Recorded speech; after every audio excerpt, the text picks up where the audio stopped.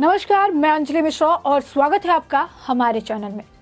आज़ादी के बाद अब तक के सबसे भीषण आर्थिक संकट से जूझ रहा श्रीलंका हिंसा की आग में झुलस रहा है। द्विपक्षीय देश श्रीलंका में जनता सड़कों पर है। प्रदर्शनकारियों ने राष्ट्रपति भवन पर कब्जा कर लिया, तो वहीं प्रधानमंत्री के निजी आवास को भी आग के हवाले कर दिया।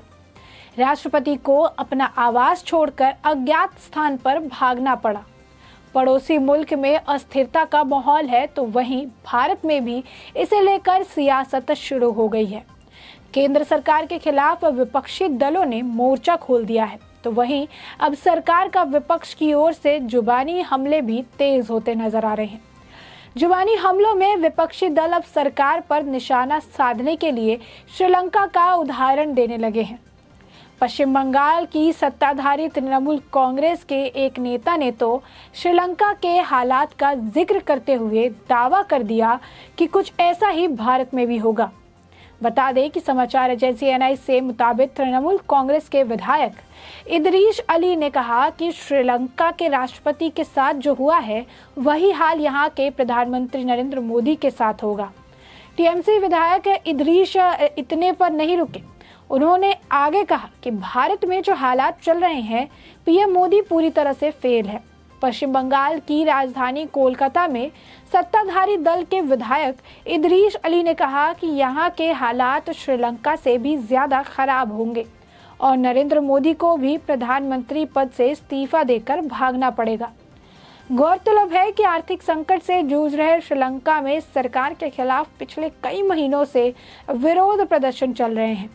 9 जुलाई को बड़ी तादाद में प्रदर्शनकारियों ने बैरिकेड्स तोड़कर राष्ट्रपति भवन में प्रवेश कर लिया था। इस दौरान लोगों ने राष्ट्रपति भवन में 1,78,50,000 श्रीलंकाई रुपए मिलने का भी दावा किया। राष्ट्रपति भवन पर प्रदर्शनकारियों के कब्जा करने के पहले ही राष्ट्रपति गोटाबाया राजपक्षे राष्ट्रपति भवन से निकल चुके थे। श्रीलंका के राष्ट्रपति इस समय कहाँ है, इस संबंध में कोई जानकारी सामने नहीं आई है। बता दें कि राष्ट्रपति भवन पर प्रदर्शनकारियों के कब्जे के बाद स्पीकर ने एक बैठक बुलाई थी। स्पीकर ने यह ऐलान कर दिया कि राष्ट्रपति गोटाबाया राजपक्षे 13 जुलाई को पद से इस्तीफा दे देंगे। यही नहीं, अब इस मुद्दे पर विदेश मंत्री एस जयशंकर का भी बयान आया है और उन्होंने कहा है कि आर्थिक तंगी और जनता के गुस्से को झेल रहे श्रीलंका के हालात जो है बद से बदतर होते जा रहे हैं। विदेश मंत्री एस जयशंकर का ऐसे वक्त में बयान सामने आया है जहां उन्होंने कहा कि श्रीलंका संकट एक गंभीर मामला है और ये समय के साथ जो है बढ़ता गया है। पीएम मोदी की नीति पड़ोसी पहले है। हम अपने पड़ोसियों की जरूरतों को पूरा करने के लिए इस तरह से हर संभव प्रयास करेंगे और उनका समर्थन करते रहेंगे। विदेश मंत्री डॉक्टर एस जयशंकर ने आगे कहा कि हमने श्रीलंका को एक लाइन ऑफ क्रेडिट दिया था, जिसने पिछले कई महीनों से आवश्यक वस्तुओं को उनके पास प्रवाहित किया। हमने उन्हें ईंधन की खरीद के लिए एक लाइन ऑफ क्रेडिट भी प्रदान किया है। इस साल अकेले हमने श्रीलंका को 3.8 अरब डॉलर की सहायता देने का वादा किया है।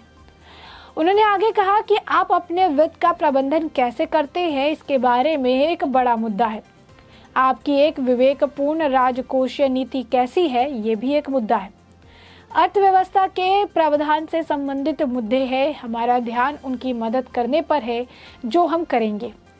वहीं इस मुद्दे पर बात करते हुए श्रीलंका के पूर्व क्रिकेटर सनथ जयसूर्या ने कहा कि संकट की शुरुआत से ही भारत ने श्रीलंका को मदद और सहायता पहुंचाई है। इसीलिए हम भारत के काफी शुक्रगुजार हैं। इस संकट में भारत ने एक बड़ा किरदार निभाया है। मुझे लगता है कि श्रीलंका में जो हो रहा है वो सारे देश इसको बहुत ही नजदीक से देख रहे हैं। How hopeful you are that Indian IMF and other foreign countries will come and help your country like Sri Lanka crisis? After peaceful transition of president and prime minister, I think when the politicians when they started a stable government and IMF, India and all friendly countries to help Sri Lanka, they'll start coming out and help Sri Lanka.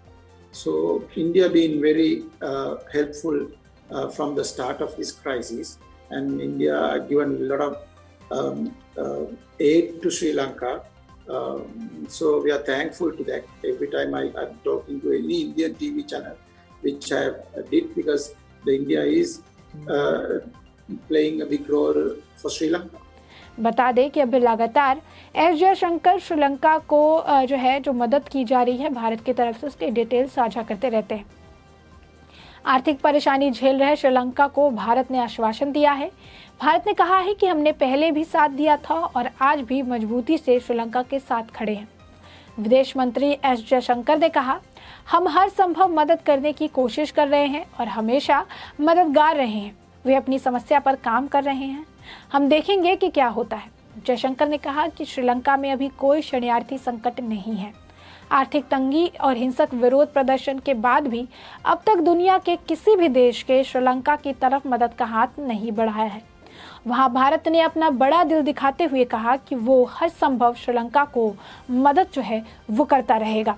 ऐसे में आपको बता दें कि श्रीलंका इस वक्त काफ़ी ज़्यादा आर्थिक तंगी से जूझ रहा है। कई सारी बेसिक नेसेसिटीज़ की जो चीज़ है, चीनी और चावल, इनके दाम आसमान छूते हुए नजर आ रहे हैं।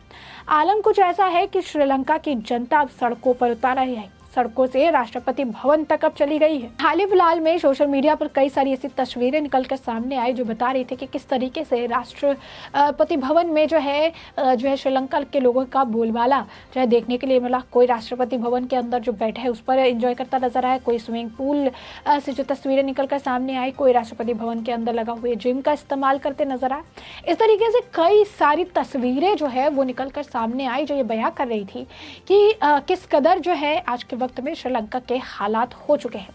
तो साफ तौर पर श्रीलंका की जो मुश्किलें हैं वो बढ़ती नजर आ रही है। श्रीलंका का जो आलम है वो खराब हो चुका है, आर्थिक स्थिति से, आर्थिक संकट से जूझ रही है। भारत अपनी तरफ से पूरा प्रयास कर रहा है कि श्रीलंका की मदद जितनी हो सके उनकी आर्थिक मदद वो करती नजर आए। लेकिन इसी बीच जहां पर एक तरफ श्रीलंका में भीषण आर्थिक संकट देखने के लिए मिल रही है, श्रीलंका अब हिंसा की आग में झुलस रहा है। किस तरीके से आज के वक्त में श्रीलंका की जनता सड़कों पर है, प्रदर्शनकारी राष्ट्रपति भवन पर कब्जा कर लिया है, तो प्रधानमंत्री के निजी आवास में आग लगाई गई, आग के हवाले कर दिया गया। तो हर तरफ इस वक्त काफ़ी अर्थव्यवस्था डगमगाई हुई है, आर्थिक स्थिति डगमगाई हुई है।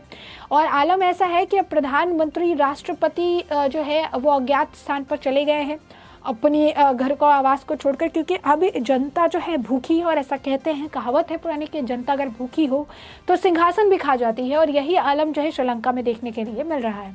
ऐसे में पड़ोसी मुल्क में आर्थिक अस्थिरता का माहौल है, तो भारत में से लेकर राजनीति जमकर हो रही है। केंद्र सरकार के खिलाफ विपक्षी दलों ने अब मोर्चा खोला है, तो वहीं अब सरकार पर विपक्ष की ओर से जुबानी हमले तेज होते नजर आ रहे हैं। जुबानी हमलों में विपक्षी दल अब सरकार पर निशाना साधने के लिए श्रीलंका का उदाहरण दे रहा है।